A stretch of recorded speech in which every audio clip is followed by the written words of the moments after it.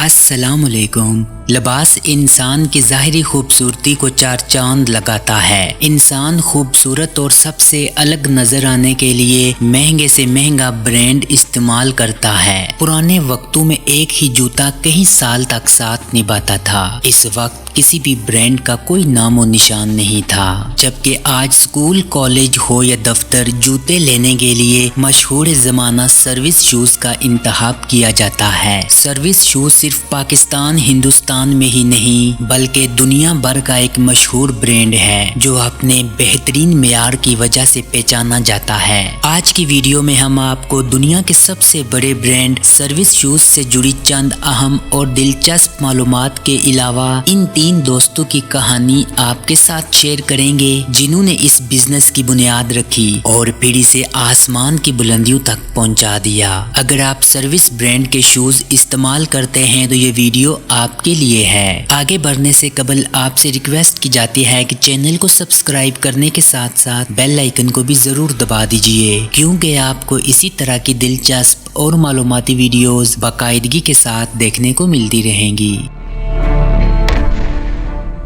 یہ بات تقسیم بڑے صغیر سے پہلے کی ہے، جب پاکستان اور ہندوستان ایک ہی خطہ ہوا کرتا تھا۔ غربت کی وجہ سے تعلیم نہ ہونے کے برابر تھی، مگر اس وقت 3 دوست اتنے پڑھے لکھے ضرور تھے کہ کوئی سرکاری نوکری حاصل کر سکیں۔ محمد یاسین کے والد اپنی سرکاری ملازمت سے ریٹائر ہو چکے تھے، اس لیے گھر چلانے کی ذمہ داری ان 4 چھوٹے بھائیوں کے ذمہ لگا دی گئی تھی۔ یوں اس ذمہ داری کو نبھانے کے لیے انہوں نے انشورنس کا کام بھی شروع کیا۔ اسی دوران ان کے بچپن کے ایک دوست نذر محمد بھی ان کے ساتھ مل گئے، لیکن دونوں کو اپنے اپنے شعبوں میں ناکامی ہوئی۔ اسی طرح ان کے تیسرے دوست بھی مارکیٹنگ کے شعبے میں جا کر مطمئن نہ تھے۔ ان تمام باتوں کے باوجود ان تینوں دوستوں میں سے کوئی بھی سرکاری ملازمت نہیں کرنا چاہتا تھا، جو اس زمانے میں بہت مقبول نوکری سمجھی جاتی تھی۔ یہ بات دوسری جنگ عظیم کے بعد کی ہے۔ ان تینوں دوستوں نے سوچا کہ فوجیوں کو بہت سی چیزوں کی ضرورت پڑتی ہے۔ ان تینوں دوستوں نے اپنی جمع پونجی سے 63 روپے اکٹھے کیے اور 52 روپے میں ایک جگہ کرائے پر لے کر کام کا آغاز کیا۔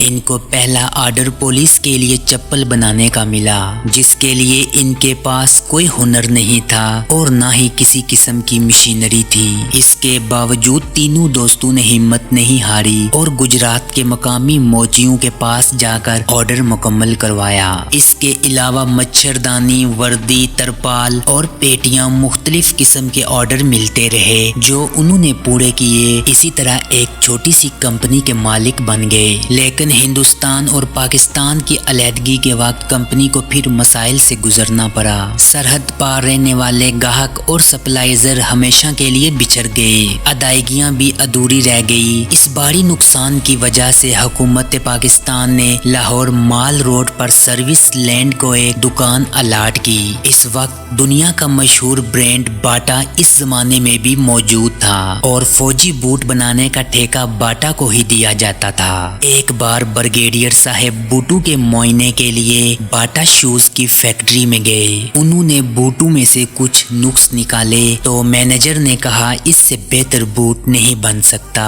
جبکہ ہم صرف آرمی بوٹ بنا سکتے ہیں۔ بریگیڈیئر صاحب خاموش رہے۔ اس واقعے کے کچھ عرصے کے بعد ایک حکومتی عہدیدار نے سروس کو فوجی بوٹ بنانے کا مشورہ دیا، لیکن اس وقت بھی آرمی بوٹ بنانے والی مشینری ان کے پاس موجود نہیں تھی۔ لیکن سروس نے یہ کام بھی بخوبی انجام دیا اور باٹا سے کاروباری رقابت کا آغاز ہوا، جبکہ سروس کمپنی کے مسٹر اکرم کہتے ہیں کہ اپنی ابتدا سے ہی سروس کی کوشش رہی ہے کہ وہ باٹا کو ٹکر دے سکیں، جبکہ مزید ان کا یہ کہنا تھا کہ شروع میں باٹا کی دکانوں کے پاس سروس شوز کی دکانیں کھولی گئی تاکہ لوگوں کو متوجہ کیا جا سکے، لیکن بعد میں ایسا ہوا کہ مقابلہ اس قدر سخت ہو گیا، باٹا کو ان جگہوں پر نئی دکانیں بھی کھولنا پڑی جہاں سروس شوز کی دکانیں موجود تھی، جبکہ آج اس بات کو کئی دہائیاں گزر چکی ہیں اور سروس کی بنیاد رکھنے والے 3 دوستوں کی تیسری نسل اس کاروبار کو چلا رہی ہے۔ یوں آج بھی باٹا کے ساتھ ان کی کاروباری رقابت برقرار ہے۔ اور کووڈ-19 کے دور میں بھی باٹا نے اپنی دکان پر انگریزی میں لکھوایا نو ماسک نو سروس، جس کا بظاہر مطلب یہ تھا کہ بغیر ماسک لگائے جو شخص آئے گا اسے خدمت نہیں فراہم کی جائے گی۔ لیکن باٹا نے اس جملے میں سروس کے سپیلنگ وہی لکھے جو سروس لمیٹڈ میں استعمال ہوتے ہیں۔ آپ سب سے زیادہ کس برانڈ کے شوز پہنتے ہیں کمنٹ باکس میں ضرور بتائیے گا۔ آپ سے ہوگی ملاقات اگلی ویڈیو میں، تب